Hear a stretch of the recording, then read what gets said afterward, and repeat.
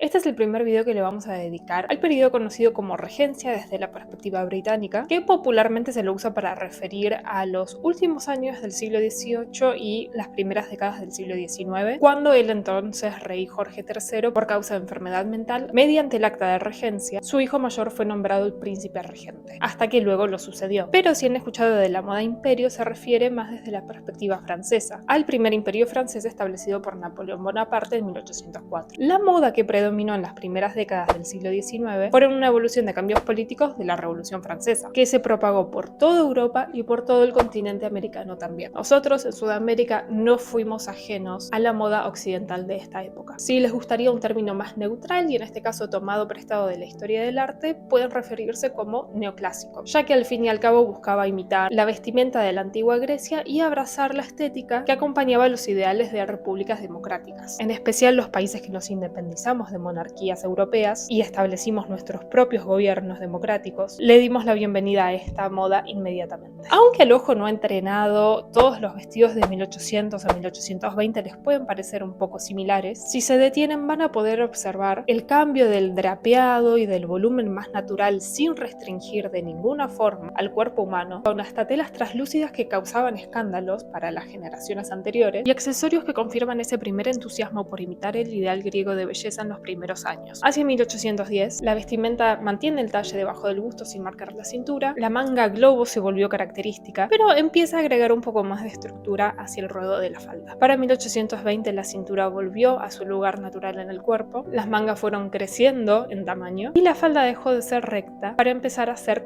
cónica. Y en este momento es donde terminamos por ahora en la historia del traje. La finalidad que cada uno le va a dar a los trajes históricos va a depender de su situación. Si son encargados de vestuario, los va a restringir una fecha en concreto, o en mi caso, siendo recreadora histórica y por hobby, necesito aprovecharlos para la mayor cantidad de usos posible. Habiendo dicho eso, les voy a mostrar un método moderno para adaptar la moldería moderna y darle las bases para un vestido en principio genérico de la moda imperio. Como el contenido educativo e histórico no es de lo más recomendado por YouTube y mucho menos en los países de habla hispana, denle me gusta al video, dejen sus dudas en los comentarios y suscríbanse para ver los avances de proyectos de diferentes décadas. Esto no va a ser un tutorial para principiantes y si bien no me voy a saltear los pasos, tampoco me voy a detener en las especificaciones de cómo trazar un molde base moderno al cual después vamos a transformar. Acá van a atarse una cinta o un elástico en la cintura para no perder esta referencia. Van a marcar escuadra y delimitar estos dos puntos: largo de talle de espalda, la medida de la base del cuello hasta la cintura sobre la línea vertical, y sobre la horizontal el ancho de espalda, que lo toman de clavícula a clavícula, dividido 2. La altura de axila se toma de la cintura hacia arriba y proyectan una línea horizontal. ¿Hasta dónde va a llegar esa línea? Bueno, se tienen que tomar el contorno del busto sobre la parte más saliente.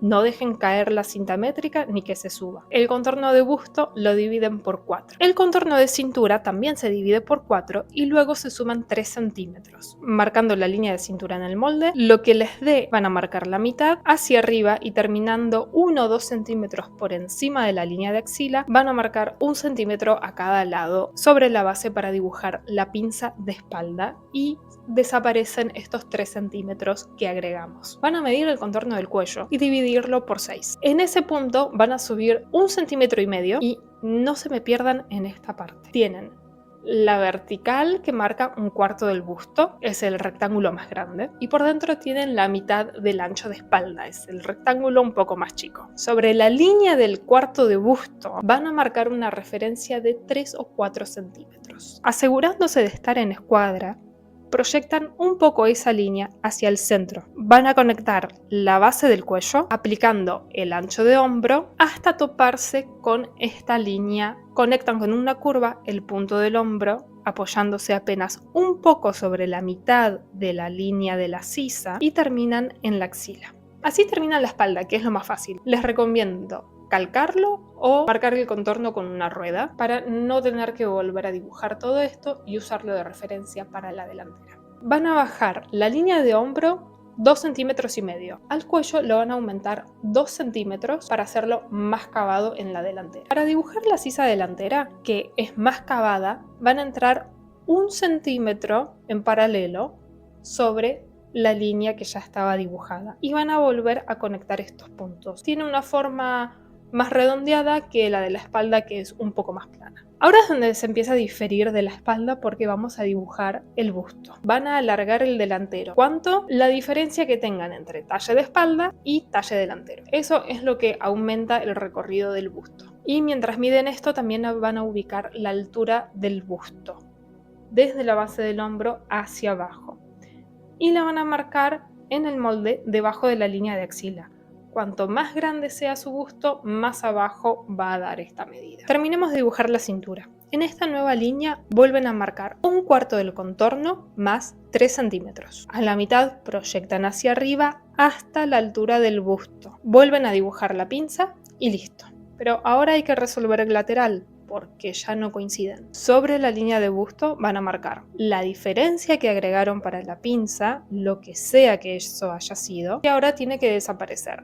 En mi caso fueron 4 centímetros. Marco 2 a cada lado y se vuelve a conectar con la pinza de cintura. Ahora se van a tener que acercar a una esquina porque si no se les va a dificultar esta parte. Van a plegar el papel para simular que están cerrando la pinza. La mantienen en su lugar, van a volver a conectar el lateral de la axila hacia la cintura con una línea recta y marquen bien por donde se superpone el papel. Abren, marcan bien ese pico y listo. Como saben, a mí me gusta trabajar con instrucciones de moldería, siempre y cuando pueda. Pero sistemas tan metódicos y geométricos no eran la norma para la vestimenta femenina de esta época. Las modistas marcaban la tela sobre el cuerpo o copiaban las medidas de vestidos de sus clientas para hacerles nuevos. Este método que encontré viene de un libro que no sé si está más enfocado a lo teatral o a la reproducción histórica, porque sinceramente no lo entiendo. Está en alemán y además muy pixelado. Con un poquito de Google Translate y la ayuda de una amiga alemana en su momento logré traducir algunos de los pasos. Creo que tranquilamente hoy se lo podrían pedir a ChatGPT.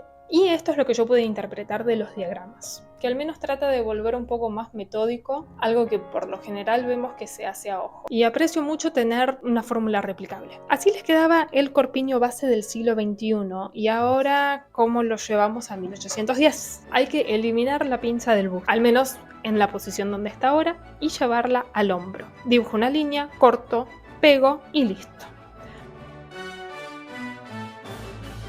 Voy a simplificar algunas cosas porque sé que esta división de líneas y diagonales se ven un poquito intimidantes. Lo sé. Primero voy a establecer en largo total. Sabiendo que en la moda imperio el vestido se ajusta debajo del busto, en mi caso no hay mucha diferencia usando soporte o no. Pero si tienen busto por encima de los 85 centímetros, sí van a notar una diferencia.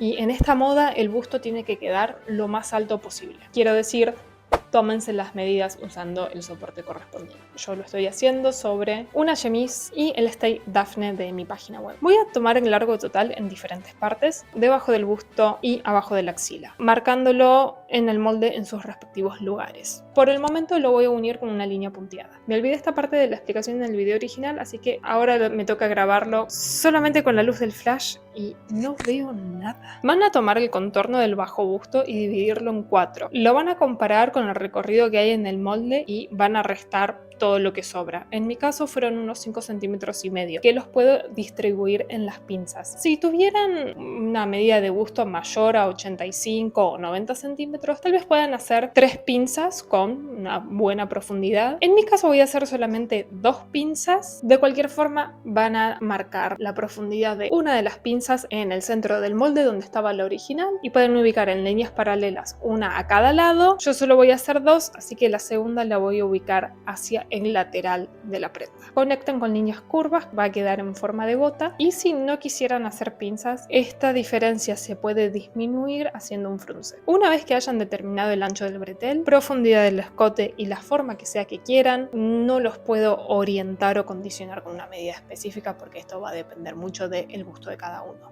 Van a subir medio centímetro en el centro inferior e incrementar el escote que ya hayan determinado previamente 1,5. Van a corregir la línea de hombro entrando 1,5 centímetros y se vuelven a incorporar a la sisa. Esta es la delantera y ahora vamos a la espalda, que tiene más modificaciones. van a trasladar la misma medida de lateral, continúan esa línea hacia el centro de la espalda y donde sea que quede van a subir 3 centímetros, conectando este recorrido con una línea curva. Hacen el mismo arreglo en el hombro, entrando 1,5 centímetros, pero la sisa de espalda de un vestido imperio está mucho más cavada, o mejor dicho, la espalda era más angosta. Dicen que esto les puede ayudar un poco con la postura también. Lo que yo deduje del diagrama, donde no estaba absolutamente segura de las instrucciones en alemán, fue lo siguiente. Sobre la mitad de la sisa van a entrar al menos 5 centímetros. Reconectan con el hombro, no marquen muy fuerte todavía porque estas líneas pueden cambiar, y prueben con unos 10 centímetros de largo de bretel. Para el recorte de la espalda van a dividir la altura de la sisa en 3 y marcan cuál sería el tercio inferior. Ahora nos vamos a ir al centro de la espalda y en la línea inferior marcar un ancho de 5 centímetros aproximadamente. Conectan estas dos líneas con una curva y ahí tienen el recorte del centro de la espalda. Para delimitar el recorte lateral van a trasladar lo poco que tiene de pinza en esa altura de la espalda.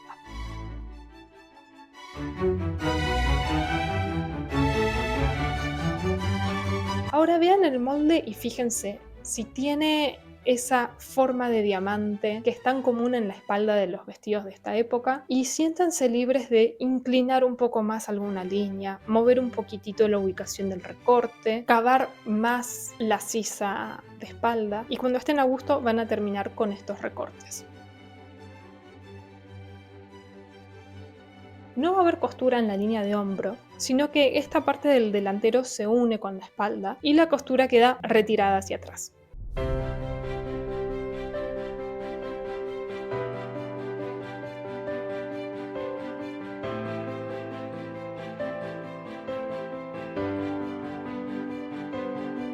Este molde les va a dar un marco de referencia anatómico para luego ir desarrollando sus diseños. Pueden hacer tanto enaguas como vestidos o abrigos como Spencers, que eran las chaquetas cortas, o los sobretodos que los van a encontrar con el nombre de pelisse, pelliza o redingote. Actualmente estoy en el proceso de hacer un nuevo vestido y un abrigo para usar dentro de 20 días, no tengo mucho tiempo, y también voy a documentar ese proceso de confección donde van a ver más en concreto el desarrollo de las mangas, tanto para el vestido como para el abrigo, el armado de la falda, sistema de cerramiento y las capas de ropa interior.